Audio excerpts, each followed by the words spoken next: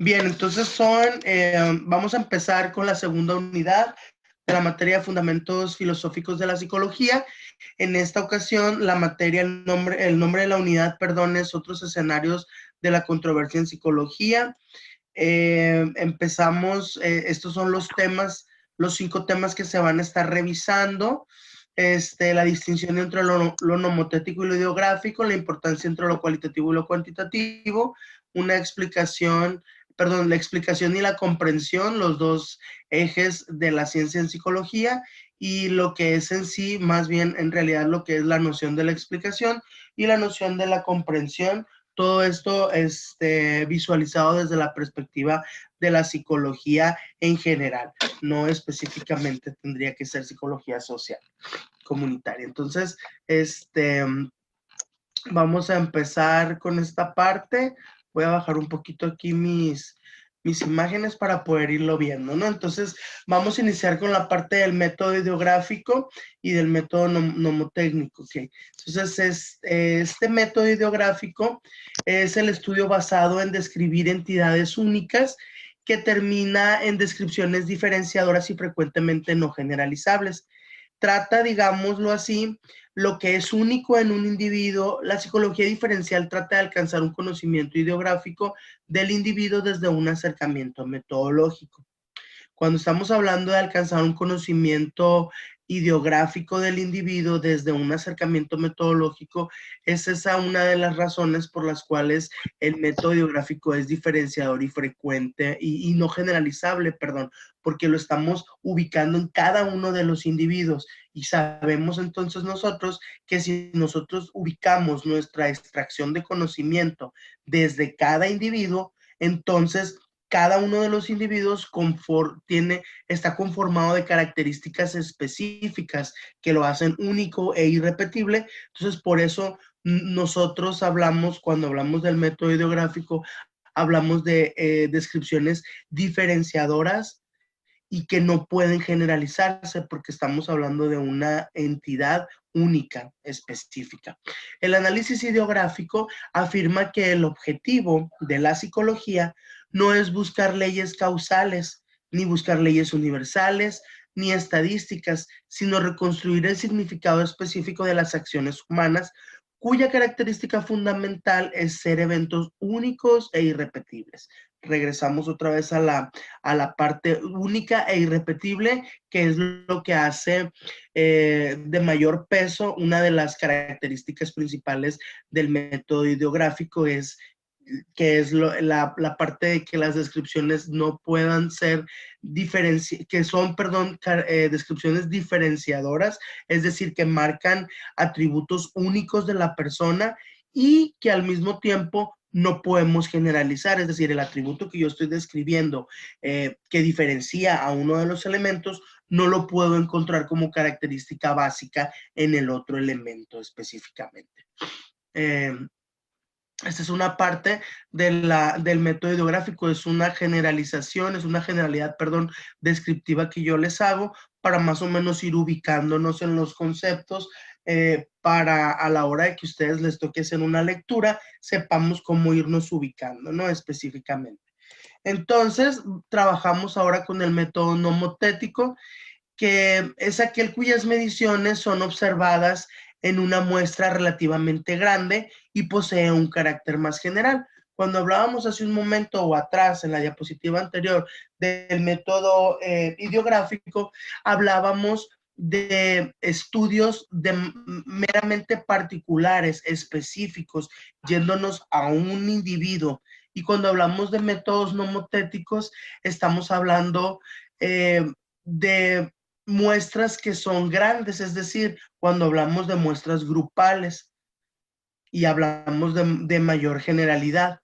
Los representantes de este tipo de análisis o de este método nomotético afirman, a diferencia de las suposiciones ideográficas, que el mundo real en donde están inmersos los seres humanos o los acontecimientos sociales, les estaba haciendo una correlación del método ideográfico y el método nomotético con la parte del método inductivo y el deductivo. Cuando nosotros hablamos del método ideográfico específicamente, estamos hablando de trabajar con las características propias del individuo, que eso nos podría dar a nosotros la idea de que fuese un método deductivo, es decir, de lo particular a lo general específicamente, ¿no? Poder de alguna manera traspolar información, ¿no? Y cuando hablamos del método nomotético, estamos hablando de masas, estamos hablando de muestras relativamente grandes con un carácter mucho más general, entonces es inductivo, o sea, vamos de lo general a lo particular específicamente, ¿no? Entonces, eso es en cuanto a la cosmovisión de lo que es el método nomotético y el método ideográfico. Para poder nosotros correlacionar de la misma manera la parte del método cualitativo con el método cuantitativo, yo creo que todos tenemos una idea general de lo que es la cualitatividad y la cuantitatividad de un proceso metodológico. La distinción entre la perspectiva nomotética e ideográfica ha traído también diferentes formas de ver la objetividad en la psicología, ya que los simpatizantes de la primera, es decir, de la técnica de la nomotética, se inclinan por lo que ellos llaman la maximización de la dureza de los datos, con el propósito de evitar la subjetividad. ¿A qué nos referimos cuando... Bueno, pues bien, la perspectiva nomotética busca que nosotros podamos tener en gran medida un proceso objetivo de observación o de extracción de información. Recordemos que cuando hablamos de cosas objetivas, hablamos de todo aquello que nosotros podemos palpar, que nosotros podemos contabilizar, que le podemos asignar un número específico.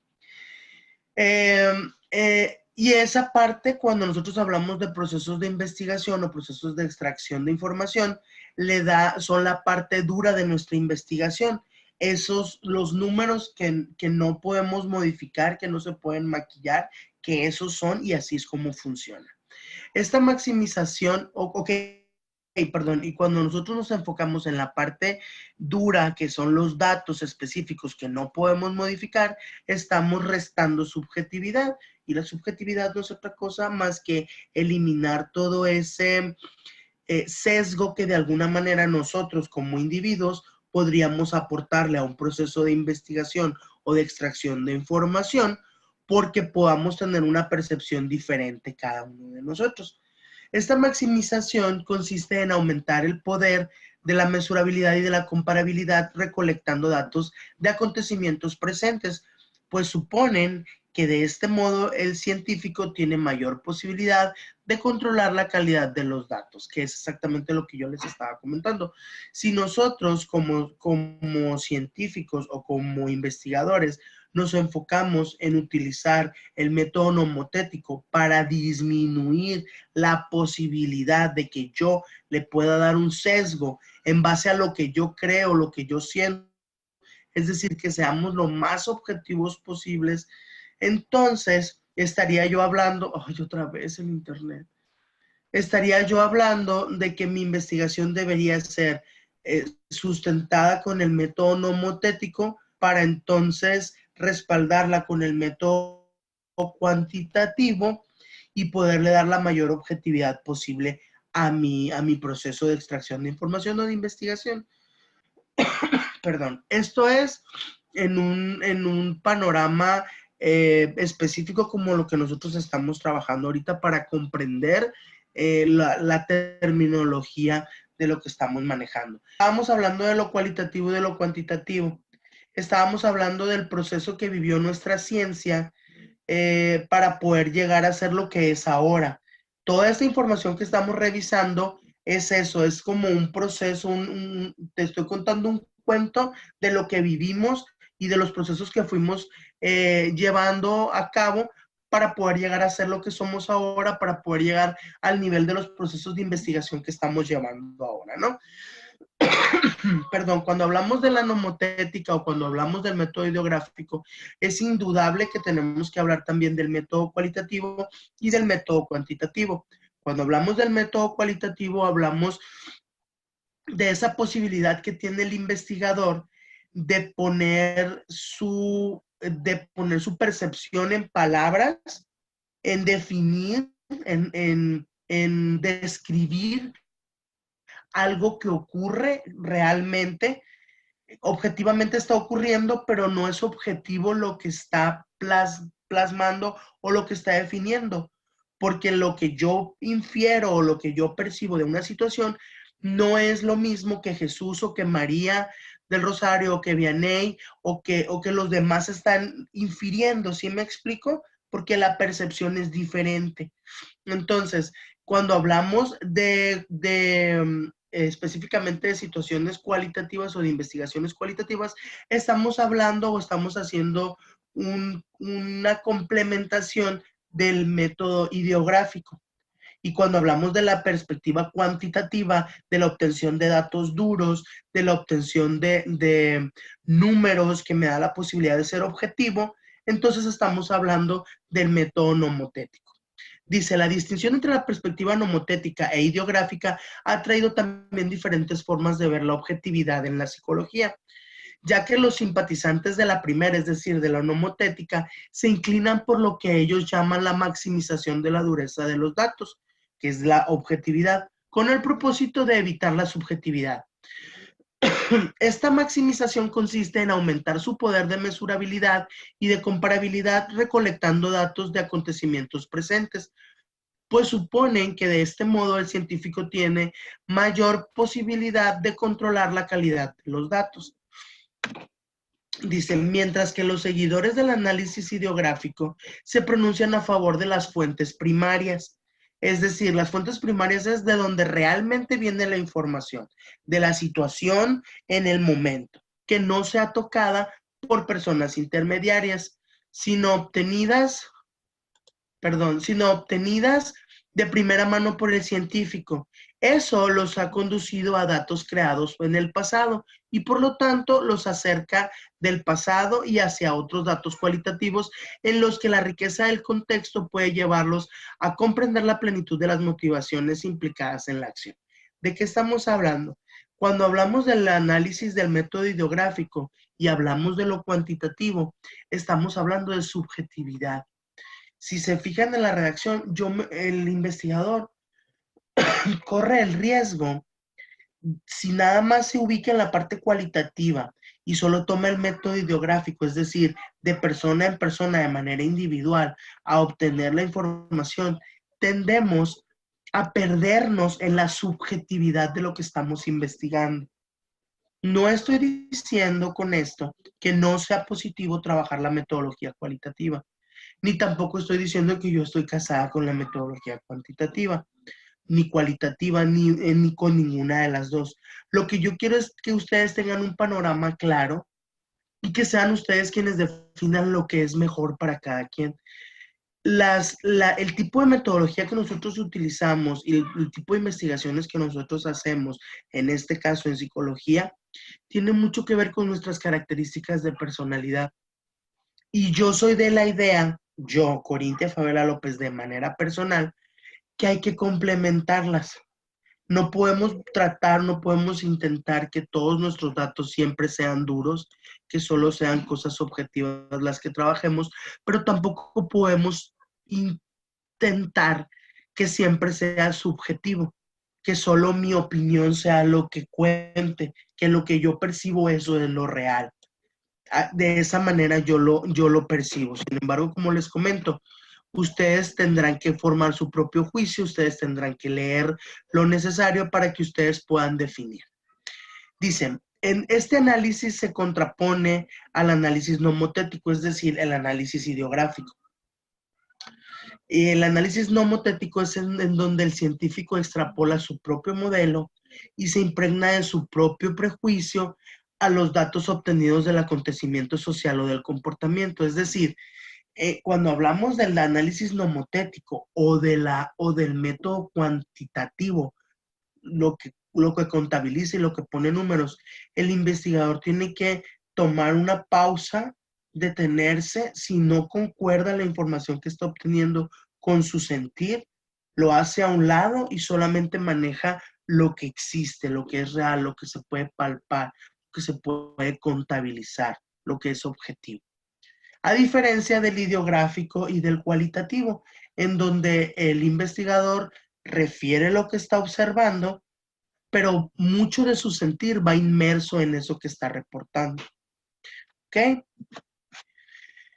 Además de la parte de identificar los tipos de investigaciones y de extracción de información durante nuestro proceso como ciencia, hay una interesante definición de lo que es la explicación y lo que es la comprensión dentro de la ciencia de la psicología. Entonces nosotros debemos de tener lo que es la noción de la explicación. No, por Dios, el internet de nuevo. Espero que no me saque. Ok. Entonces, ¿qué es explicar? Toda explicación está conformada por una serie de afirmaciones, oraciones o proposiciones, las que describen el fenómeno y las que lo explican. De este modo, toda explicación está constituida por afirmaciones que describen las condiciones de lo que hay que explicar y por afirmaciones explicativas conocidas, bueno, como explicandum y como explicans. Es decir, son explicans del explicandum, es decir, las oraciones, lo que nosotros explicamos está formado por oraciones específicas. Esas explicaciones o esas afirmaciones están descritas por elementos específicos que me van a dar la explicación total.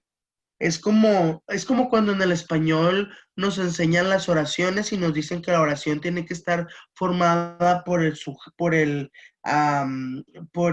sujeto y luego un verbo y luego un adjetivo.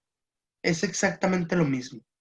Cuando nosotros hablamos de explicar, de explicar dentro de la psicología, tenemos que entender que yo puedo explicar desde una afirmación, desde algo que yo digo que es así es, algo que afirmo, o lo puedo hacer en una oración en donde propongo que posiblemente de esa manera es. Si yo lo afirmo, estoy hablando objetivamente, porque alguien más ya lo dijo y lo demostró, y lo estoy explicando con la idea de alguien más.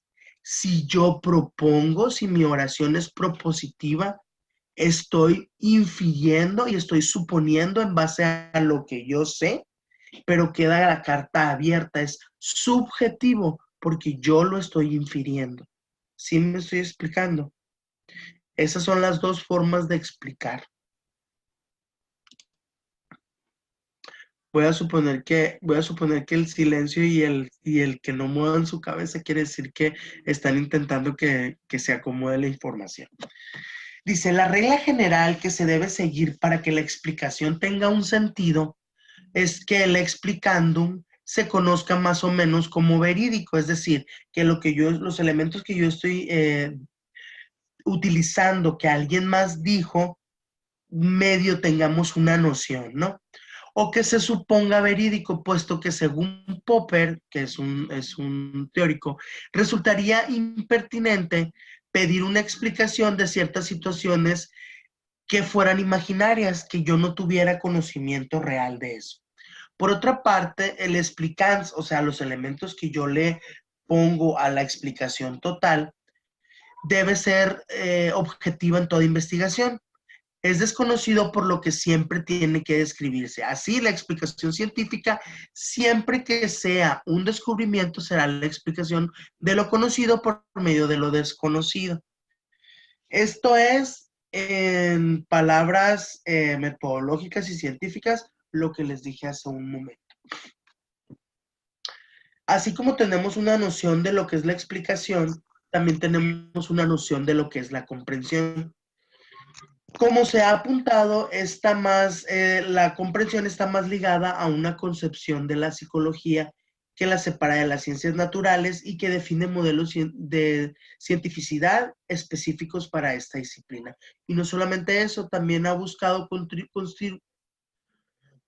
construir y desarrollar modelos interpretativos tomando como punto de referencia los problemas de las ciencias sociales y del comportamiento y no de las ciencias naturales. Cuando nosotros hablamos de una noción de comprensión, estamos hablando de los mismos procesos que nosotros, los procesos básicos que nosotros los seres humanos manejamos. Yo no puedo suponer que se dé la comprensión de un proceso que yo no he vivido. Tengo que tener, en este caso no es un conocimiento, es una experiencia previa para yo poder llevar a cabo un proceso de comprensión específicamente. La tesis principal que sostiene la noción de comprensión en psicología es que esta, o sea, la comprensión, no tiene por qué encaminarse a la búsqueda de leyes para explicar o predecir nomológicamente los fenómenos psicológicos, sino que debe enfocarse en la interpretación del significado de las acciones humanas. La noción de comprensión debe enfocarse en la interpretación del significado de las acciones humanas. ¿Esto qué es? Las acciones humanas que son experiencias. ¿Estamos? Por ello, el objetivo de esta área de estudio, que es la comprensión, no es describir y reproducir con exactitud los hechos, sino comprender las obras humanas con acciones, textos, instituciones u otras que por lo común son únicas e irrepetibles. Estamos otra vez hablando de situaciones únicas e irrepetibles porque estamos hablando de la comprensión. Porque para yo poder realizar un proceso de comprensión tuvo que haber habido una experiencia previa. Y las experiencias previas se visualizan desde desde la unidad del ser humano, específicamente desde cada individuo. ¿Ok? Esos son los temas del día de hoy. Fíjense bien, voy a salirme tantito de aquí porque me voy a ir a la plataforma, tantito. ¿Tienen mientras tanto alguna pregunta? Hola. ¿Sí ven mi pantalla? Sí, maestra, yo de ahí de la plataforma le quería preguntar algo. Perfecto, voy a la plataforma. ¿Qué parte me quieres preguntar? Ahí en la actividad dice que es un mapa Mental. conceptual, creo, Mapa conceptual. mental. Sí. Espérame, aquí estoy ya. Elaboro un mapa conceptual, sí. ¿Es de todos los temas ahí o de ese tema que aparece ahí de otros escenarios? Ok, otros escenarios, aquí está, mira, otros escenarios de la controversia de la psicología es el tema o es el nombre de la segunda unidad. Los temas que nosotros estamos manejando son estos: el concepto de lo nomotético y de lo ideográfico, las características entre lo cualitativo y lo cuantitativo, la noción de explicación y la noción de comprensión. Estos son los temas.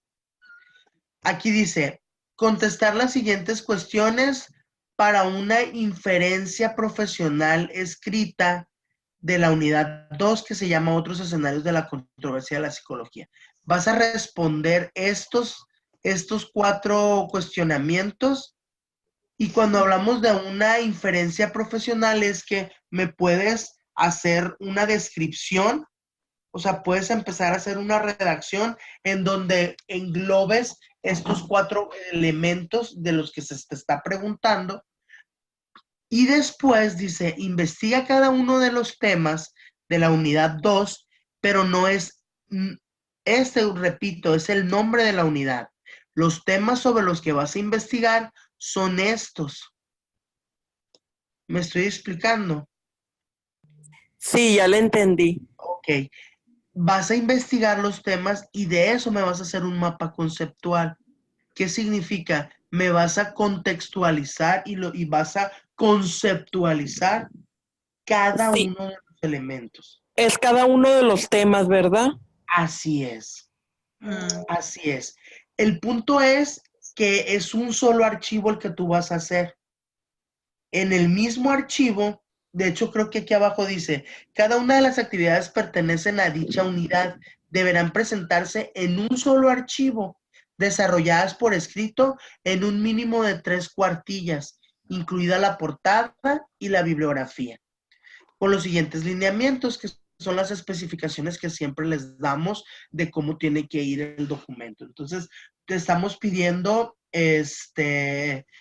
desarrolladas por escrito en 3 cuartillas, pero estamos hablando de los 2 ejercicios. Del ejercicio en donde me respondes las preguntas, que en realidad son muy específicas, y del ejercicio en donde tú conceptualizas cada uno de los elementos con los que trabajamos, que es el concepto de nomotético, el concepto de ideográfico, características específicas de la metodología cuantitativa, o de lo cualitativo y de lo cuantitativo, no metodología específicamente, y cuáles son las nociones, o cuál es la noción de explicación y la noción de comprensión. Ustedes aquí mismo en la unidad 2, si se fijan, estoy tratando de que me cargue todo el concepto de la unidad 2, aquí está. Nos vamos a la parte de la bibliografía. Aquí vienen bibliografías específicas que ustedes pueden trabajar, de donde pueden obtener información. Y en la primera unidad, la unidad que ya revisamos, viene, no sé si se acuerdan, que pasamos este libro de fundamentos de psicología en PDF. Aquí también viene un apartado específico que se llama exactamente, aquí voy a verlo en el tema 2, aquí está la unidad 2, temas, exactamente creo que se llama, déjenme ver. Explicación y comprensión. Bueno, es más, para no errarle, miren, aquí lo voy a ver. Fundamentos filosóficos de la psicología. A ver, déjenme ver si no lo... Aquí. Miren, aquí está modelo ideográfico, modelo nomotético. Y acá abajo viene disputa entre lo cualitativo y lo cuantitativo. Son específicos, así súper. Y luego vienen aquí,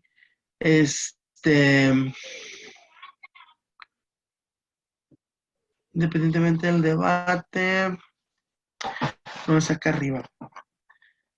Porque aquí llegamos al final de lo cualitativo y lo cuantitativo. Ah, no, está acá abajo, la noción de comprensión. En ese mismo documento que les mandamos, ¿no? Lo pueden volver a utilizar. Primer acercamiento a la disputa entre la explicación y la comprensión. Aquí está. En realidad está muy, muy, muy buena, muy digerible. Es poca la información, es poco lo que...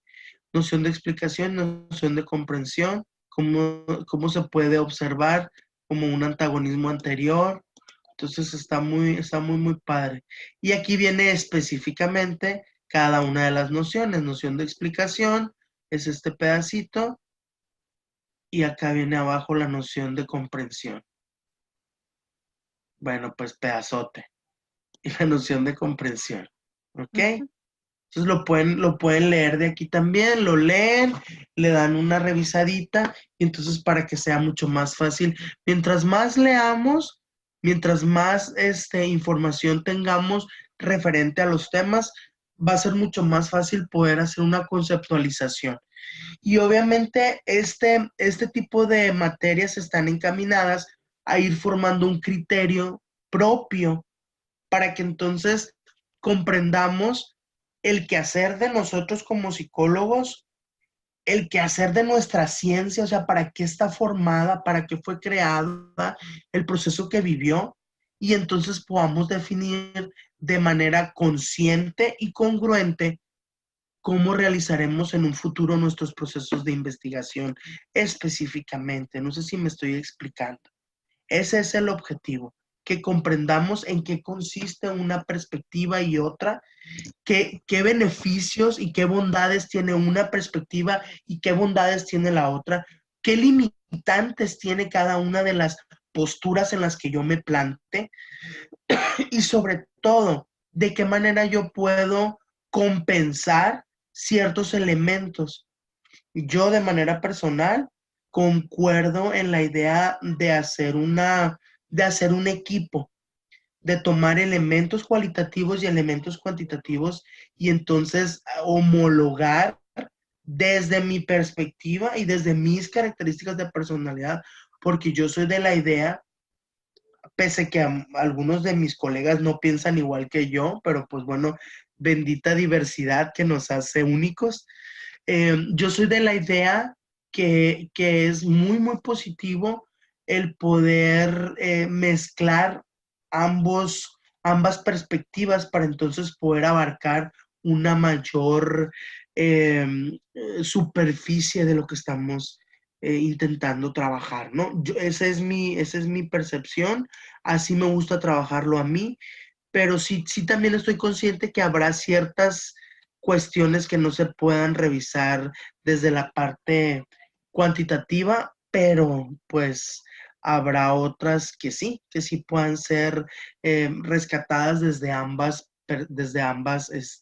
posturas, no posiciones. Pero aquí lo importante es que nosotros, o que ustedes en este caso, nosotros aportemos para que ustedes vayan eh, definiendo su propio criterio respecto a lo que estamos llevando, ¿no? A cómo nos vamos formando. Sé que ustedes están trabajando su propio proceso de investigación, en algunas materias lo van enriqueciendo, eso es muy padre. Entonces, cualquier duda, cualquier comentario, lo que necesiten, pues estoy aquí a la orden. Son unidades cortas, pero requieren de mucha lectura. Es importante que leamos bastante para que podamos entonces nosotros definir nuestros propios procesos. ¿Ok? ¿Hay alguna otra pregunta o alguna duda que tengamos de la plataforma? Bueno, maestra, Mande. disculpe mi torpeza, quiero estar seguro. Dime, Jesús, Gracias. Sí, en la explicación de las 4 cuestiones que vienen en la, en la para, actividad. sí, podemos Ujú. ir definiendo y a la vez ahí poner conceptos inmediatamente. O tiene que dar una especificación concreta de cada una de No, ellas. no, no. Si tú te acomodas mejor de esa forma, si tú puedes irle dando respuesta a cada uno de estos elementos, que es lo primero que te pide la actividad, y al mismo tiempo quieres definirlos, no hay ningún problema. O sea, está bien. Si de esa manera te acomodas mejor, adelante, Muchas gracias, maestro. Muchas sin gracias. problema. Gracias. ¿Alguien más?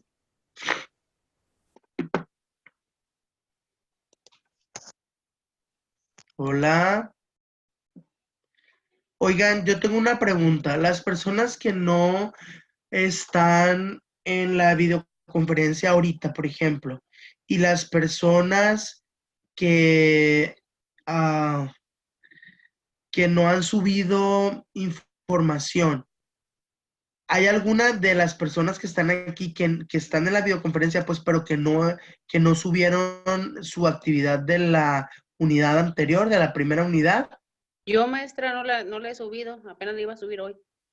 Yo, ¿quién dijo yo? Gabriela. Gabriela, ok, perfecto. Yo Sí me también, to- maestra. Tú también, corazón. ¿Dónde estás? Soy yo, Juan Manuel. ¿Dónde estás? ¿Y por qué no te veo, Juan Manuel? Porque no. Ah, ya te vi, ya te vi. Oye, bueno, Gabriela, Juan, les quiero decir, no sé si les tocó escuchar la parte del inicio en donde les comentaba que tenemos tiempo para hacerlo.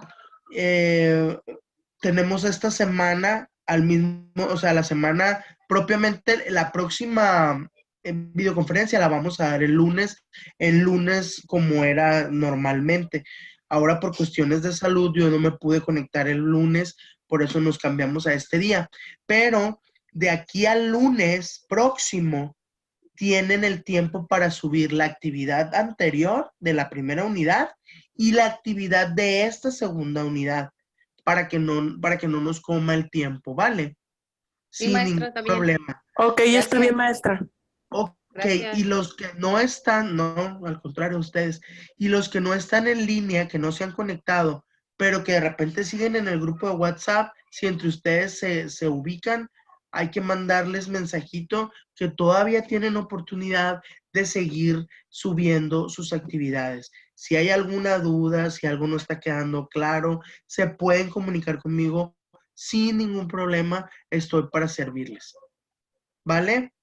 Claro que sí. Gracias. Por favor, es bien importante esa parte porque de repente tendemos a pensar que por alguna razón personal nos atrasamos, ya no pudimos subir y entonces es más fácil para nuestra mente liberar la atención diciendo, no, pues tiro la toalla, mejor ahí que muera, ya me atrasé, mejor ahí, y entonces, y no tiene sentido, el chiste es ponerse en contacto con nosotros, para eso estamos, las instrucciones de la parte virtual son muy claras, hay que tener una constante comunicación para ponernos de acuerdo en cualquier situación que se presente, ya sea laboral, familiar, personal, lo que sea.